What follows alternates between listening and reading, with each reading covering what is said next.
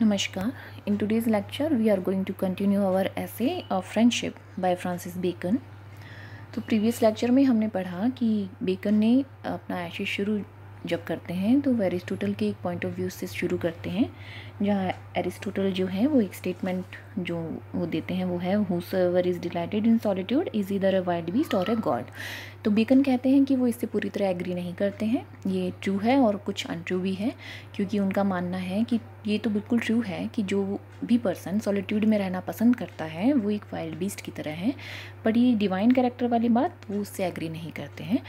वो मानते हैं कि एक एक्सेप्शन ज़रूर हो सकता है कि जो कोई भी गॉड से कन्वर्सेशन के लिए सॉलिट्यूड में रहना चाहता है तो सिर्फ उसी एक वे में चीज़ को जस्टिफाई किया जा सकता है। सिर्फ जो सॉलिट्यूड है यानी कि विदाउट फ्रेंड्स या सोसाइटी का रहना सिर्फ उसी एक केस में जस्टिफाई हो सकता है। अब आगे हमें बेकन जो है फ्रूट्स ऑफ फ्रेंडशिप के बारे में बताएंगे। A principal fruit of friendship is the ease and discharge of the fullness and swellings of the heart। तो जो राइटर हैं अब हमसे ये डिस्कस कर रहे हैं कि प्रिंसिपल फ्रूट्स ऑफ फ्रेंडशिप क्या हैं, what are the benefits of having friends. तो वो कहते हैं कि according to Bacon the first fruit of friendship is that we can share our feeling with our friends. Okay, तो जो फ्रेंड्स होते हैं वो हमारी फीलिंग शेयर करने में हमारी हेल्प करते हैं। जब भी हमारी हर्ट में किसी तरह की फीलिंग्स अगर बहुत ज़्यादा ओवर पावर करने लगती हैं तो स्वेलिंग या फुलनेस आने लगती है, और उसको ईज़ यानी कंफर्ट देने के लिए या उसको डिस्चार्ज करने के लिए हमें शेयरिंग की ज़रूरत होती है। और वो शेयरिंग हम किससे कर सकते हैं? अपने फ्रेंड्स के साथ। Which passions of all kind do cause and induce. और ये जो स्वेलिंग है हार्ट की उसको इंड्यूस करने का रीज़न क्या होता है? डिफरेंट काइंड्स ऑफ पैशंस यानी कि फीलिंग्स जो होती है उसी की वजह से ये स्वेलिंग आती है, या ये कह लीजिए कि दिल हल्का करने के लिए हमें अपनी फीलिंग्स अपने फ्रेंड्स के साथ शेयर करनी होती हैं। We know diseases of stoppings and suffocation are the most dangerous in the body. He says that this feeling of suffocation is really dangerous for our body and our mind as well। okay, ये suffocation से आप क्या समझते हैं?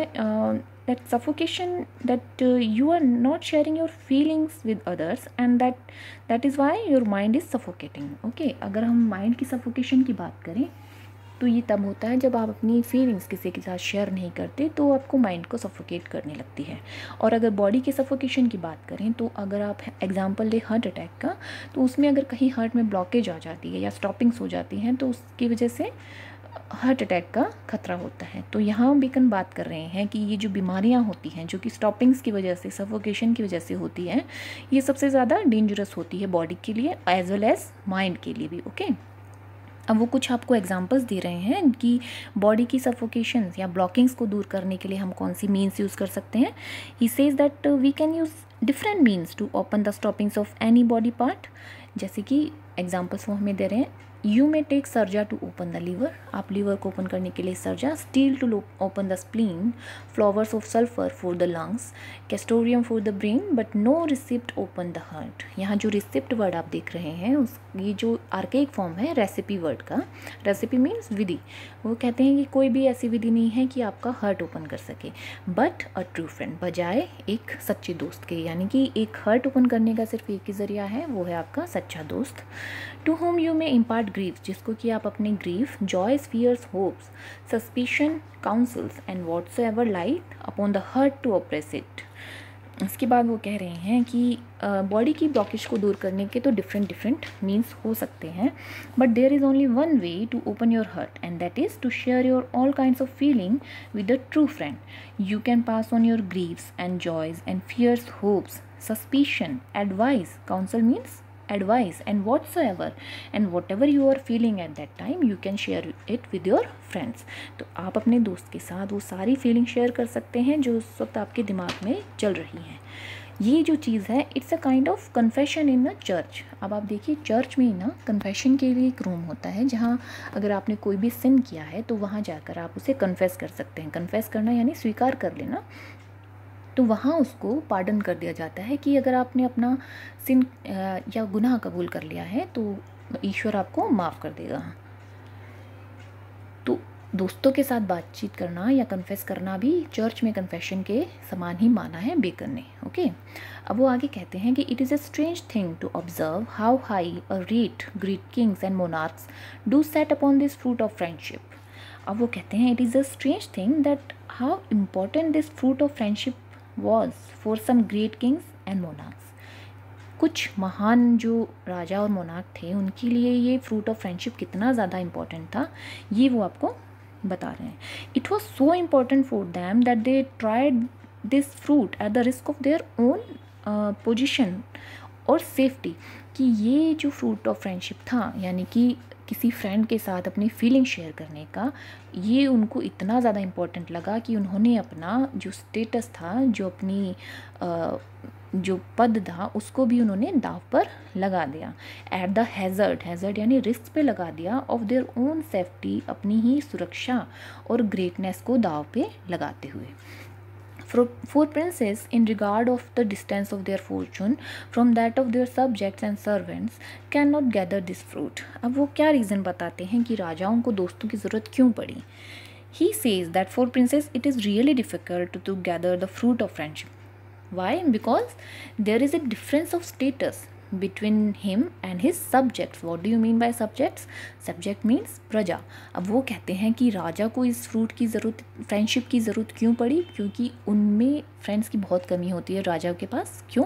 क्योंकि status में बहुत difference आ जाता है। उनकी जो प्रजा होती है उनका लेवल और राजा का लेवल बहुत अलग अलग होता है, तो राजा को चाहिए कि उन्हीं के लेवल का कोई दोस्त उनको मिल सके। अब इस चीज़ के लिए वो एक एक्सेप्शन आपके सामने दे रहे हैं कि to make them self capable thereof. तो अब राजा क्या करते थे कि अपने आप को उस फ्रेंडशिप के काबिल बनाने के लिए क्या करेंगे वो, they raise some person to be as it were companion and almost equal to them self which many times और टू इनकन्वीनियंस। तो उसके बाद वो कहते हैं कि but there is exception to make themselves capable for this fruit of friendship, they help some particular person to rise almost equal to their status, which sometimes causes problem to them। अब वो ये कहना चाह रहे हैं कि इस fruit को, इस फ्रेंडशिप को पाने के लिए राजा लोग क्या करते थे कि अपने से निम्न वर्ग के लोगों को उस स्टेटस तक ले आते थे, यानी अपने स्टेटस या उसके इक्वली ले आते थे, जो कि कभी कभी उन्हीं के लिए डेंजरस प्रूफ हो जाता था। बिकन कहते हैं the modern language give on to such persons the name of favourites, कि आधुनिक भाषा में ऐसे लोगों को क्या नाम दिया गया है, फेवरेट्स और प्रिवेडोज। प्रिवेडोज का मतलब होता है क्लोज फ्रेंड्स, यानी कि आज की भाषा में तो लोग उनको सिर्फ क्लोज फ्रेंड का नाम दे देते हैं। As if it were matter of grace और कन्वर्सेशन, जैसे कि वो किसी मेरली ग्रेस की बात हो, या फिर जैसे कि वो सिर्फ एक मीडियम ऑफ कन्वर्सेशन हो उनके लिए, कि यानी कि एक ऐसे दोस्त की बात कर रहे हों जिससे किसी वो बात कर सकते हैं राजा लोग।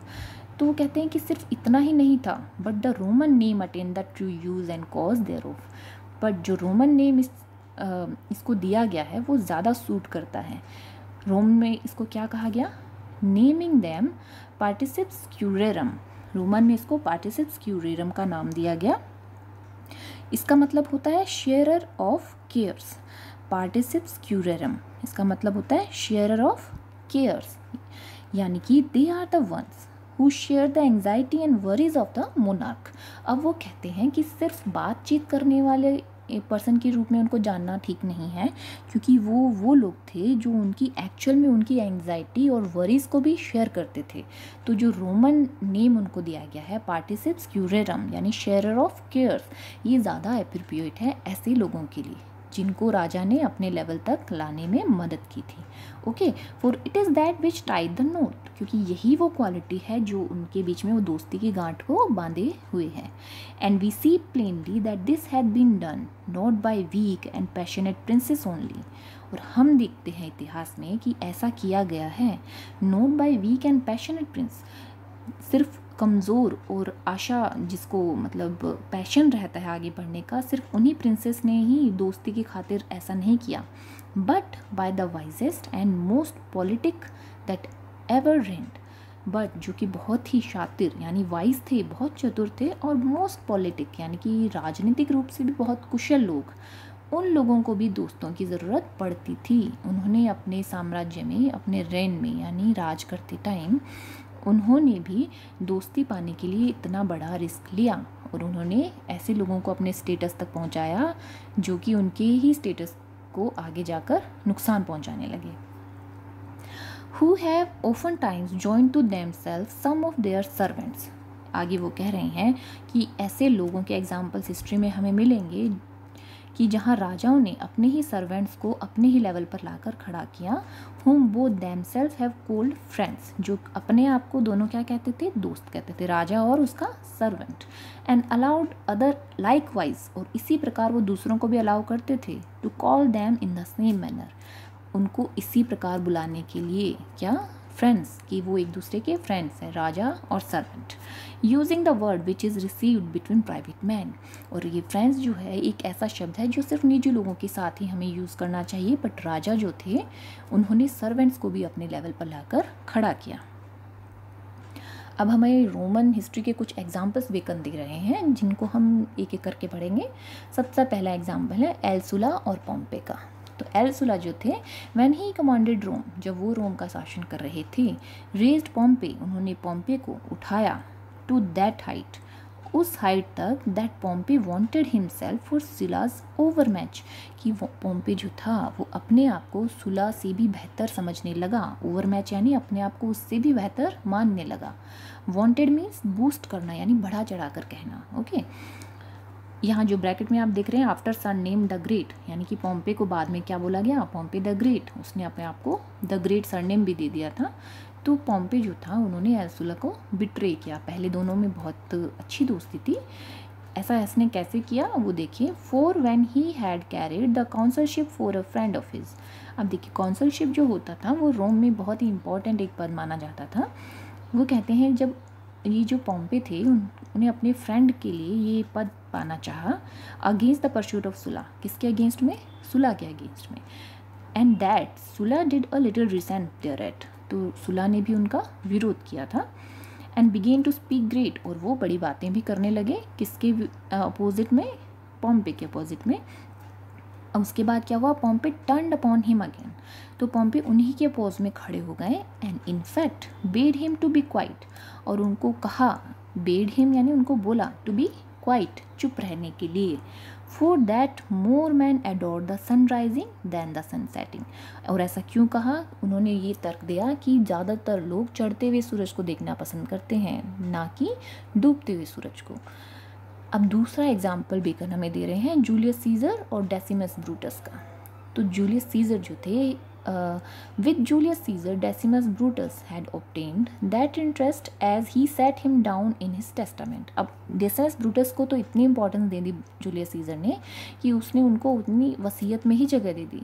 he set him down in his testament means वसीयत, okay, for heir in remainder, कि वो उनके वारिस होंगे, आफ्टर हिज नेफ्यू, उनके नेफ्यू के बाद, यानी कि जो उनको नेफ्यू थे जूलियस सीजर के, नेफ्यू कौन थे, ऑगस्टस सीजर, उनके बाद जो उनके हेयर होंगे यानी कि वारिस जो होंगे वो कौन होंगे, डेसिमस ब्रूटस, यानी कि डेसिमस ब्रूटस को सीजर ने इतनी ज़्यादा इंपॉर्टेंस दे दी थी। And this was the man that had power with him to draw him forth to his death, और ये जो डेसिमस ब्रूटस थे यही वो आदमी थे जिसके पास इतनी ज़्यादा पावर आ गई थी कि उन्हीं ने जूलियस सीजर को उसकी डेथ तक पहुंचा दिया है। To draw him forth to his death, Caesar को उनकी डेथ तक पहुंचाने वाले भी कौन थे, Decimus Brutus. For when Caesar would have discharge the senate, अब ये किस्सा क्या था कि जब सीजर जो थे वो सीनेट को डिस्चार्ज करना चाहते थे यानी डिसमिस करना चाहते थे, इन रिगार्ड ऑफ सम इल परसेजेस, यानी कि उनको कुछ इविल ओमेंस हो रहे थे यानी अपशकुन हो रहे थे, तो वो सीनेट को भंग करना चाहते थे।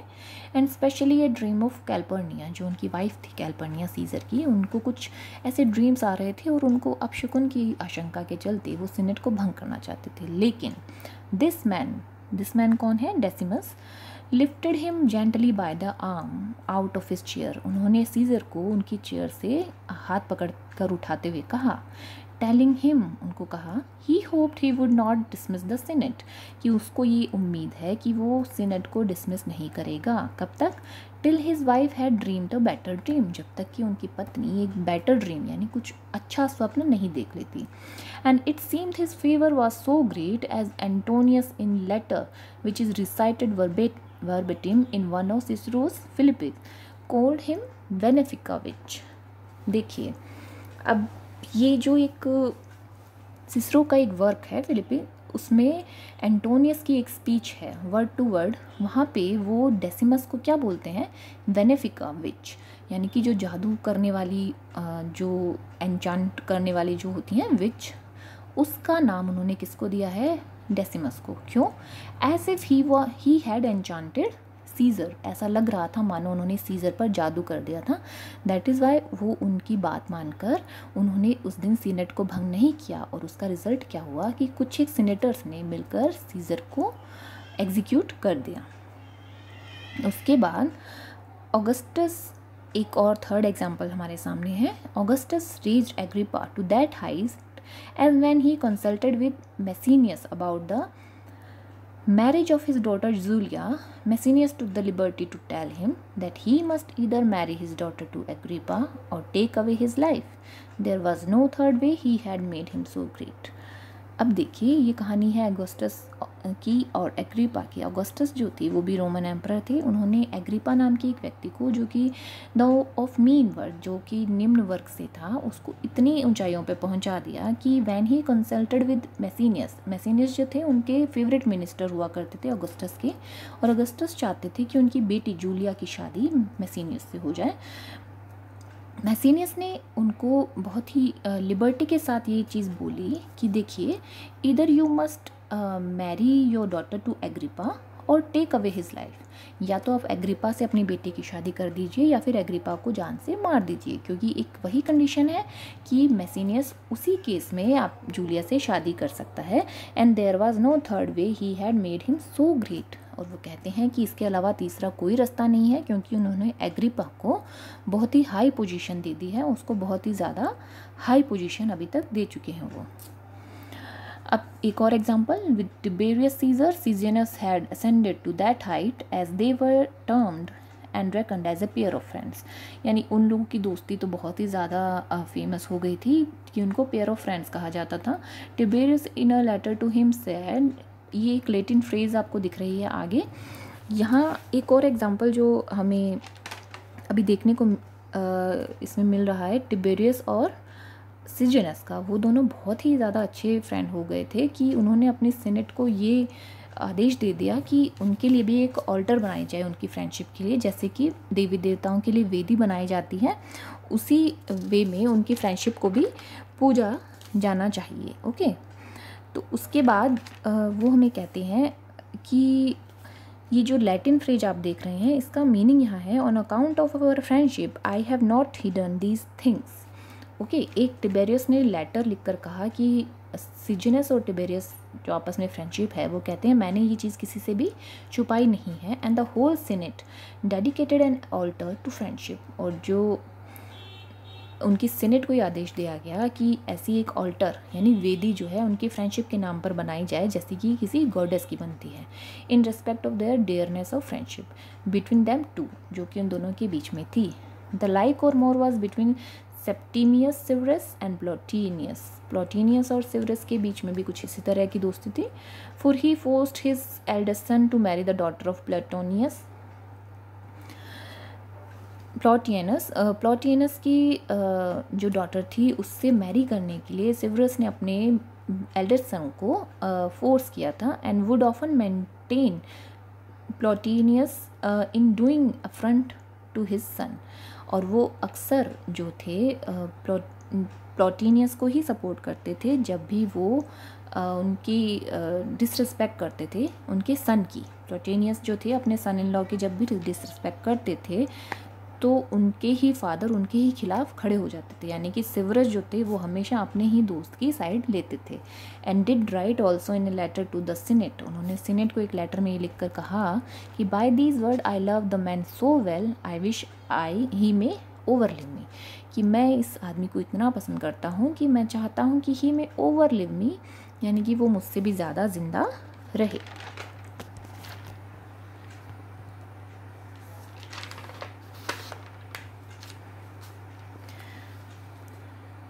Now, if these princes had been as Trajan or Marcus Aurelius, a man might have thought that this had proceeded of an abundant goodness of nature.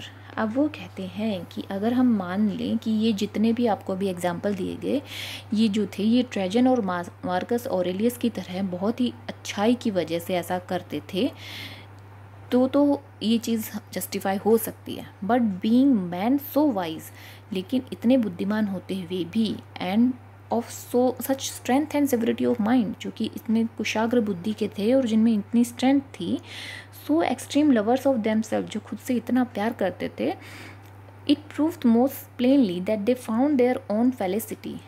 ये प्रूव किया उन्होंने कि उनकी जो खुद की फेलिसिटी थी, यानी कि फेलिसिटी होती है एक्सट्रीम हैप्पीनेस की जो कंडीशन होती है ना, उसको फेलिसिटी कहते हैं। But as an half piece, लेकिन जो खुशी थी उनकी वो आधी थी। Okay, except they might have a friend to make it entire, और उनको उस खुशी को पूरा करने के लिए एक दोस्त की ज़रूरत पड़ी। And yet which is more, they were princes that had wife son nephews, yet all these could not supply the comfort of friendship. अब वो बेकन कहते हैं कि ये वो राजा थे जिनके पास वाइफ थी, बेटे थे, नेफ्यूज़ थे, और ये सारे रिलेशंस भी उनको इनफ नहीं थे और उनको वो कंफर्ट ऑफ फ्रेंडशिप नहीं दे पा रहे थे, इसलिए उनको दूसरे किसी फ्रेंड की ज़रूरत महसूस हुई। It is not to be forgotten what Comineus observed of his first master Duke Charles the Hardy. अब ये कॉमिनियस जो हैं ये फ्रेंच हिस्टोरियन है, जो कि अपने first master Duke Charles the hardy के बारे में लिखते हैं that he would communicate his secret with none, कि ये जो ड्यूक थे वो अपने सीक्रेट जो थे किसी के साथ शेयर नहीं करते थे, लीस्ट ऑफ ऑल दो सीक्रेट्स विच ट्रबल्ड हिम मोस्ट, और वो सीक्रेट जो उन्हें सबसे ज़्यादा ट्रबल करते थे वो तो बिल्कुल भी शेयर नहीं करते थे।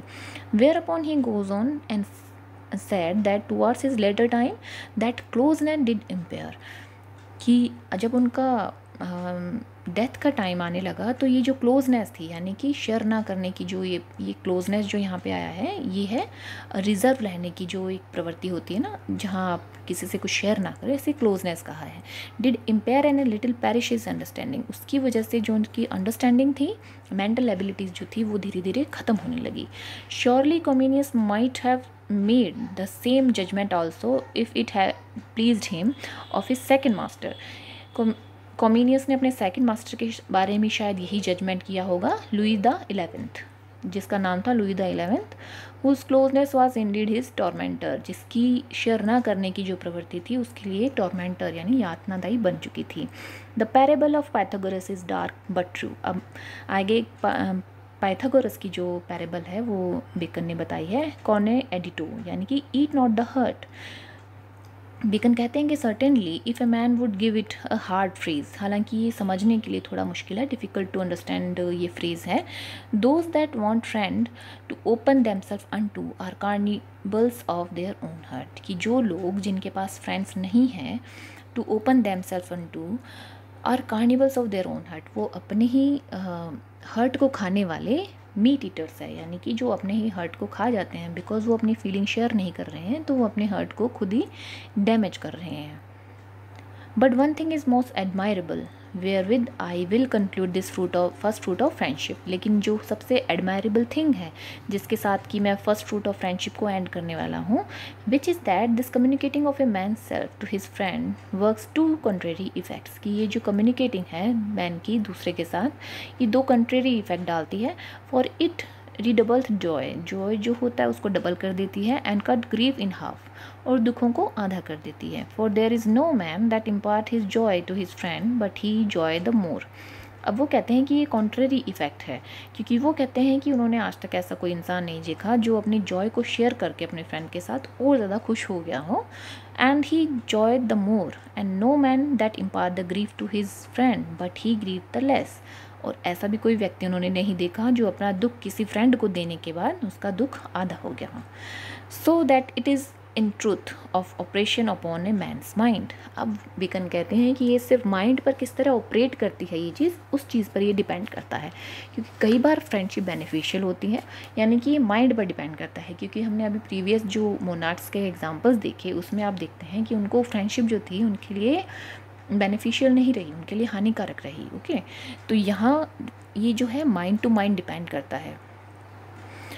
आगे वो कहते हैं of like virtue as the alchemist use to attribute to their stone for man's body. अब यहाँ जो एल्केमिस्ट है उनके स्टोन की क्या खास बात होती है, it has ability to heal all kinds of illness. Okay, उनके स्टोन में एक एबिलिटी होती है कि वो किसी भी तरीके का इलनेस को ठीक कर सकते हैं। और it can turn metal into gold and it can also make clone भी बना सकते हैं जो एल्केमिस्ट के स्टोन होते हैं उससे। And it can also revive the dead plants also. तो ये सब क्वालिटीज़ हैं जो एल्केमिस्ट के स्टोन में होती हैं। अब जो एल्केमिस्ट का स्टोन है उसकी तुलना किसी फ्रेंड से की गई है और वो कहते हैं कि ये उसी तरह यूज़ किया जा सकता है जैसे कि एल्केमिस्ट का स्टोन। अब जो एल्केमिस्ट का स्टोन है उसके कुछ साइड इफ़ेक्ट्स भी होते हैं। तो बेकन कह रहे हैं कि जिस तरह उसकी क्योर करने की जो प्रोसेस है उसके भी कुछ साइड इफ़ेक्ट हैं, इसी तरह फ्रेंड्स होने पर आपको कुछ नुकसान भी हो सकते हैं और फ़ायदे भी हो सकते हैं। कि हम जानते हैं कि उसके कुछ साइड इफ़ेक्ट हैं बट वो आपको हीलिंग में मदद भी करते हैं। That it work all contrary effects but still to the good and benefit of nature. कि आप जानते हैं उसके कॉन्ट्रेरी इफ़ेक्ट भी हैं but to the good and benefit of nature, लेकिन वो आपके भले के लिए हो रहे हैं।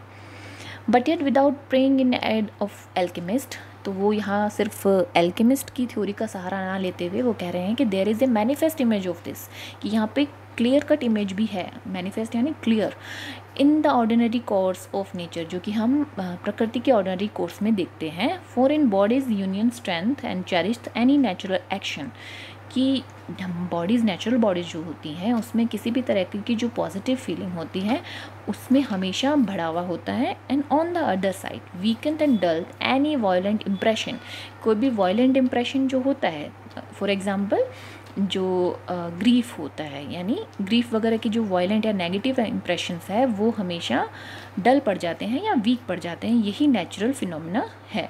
And even so it is of minds, और यही प्रक्रिया बिल्कुल माइंड्स पर भी काम करती है। आज की वीडियो में बस इतना ही। आगे वाले लेक्चर में हम अपना ऐसे कंक्लूड करेंगे। Thank you so much for watching.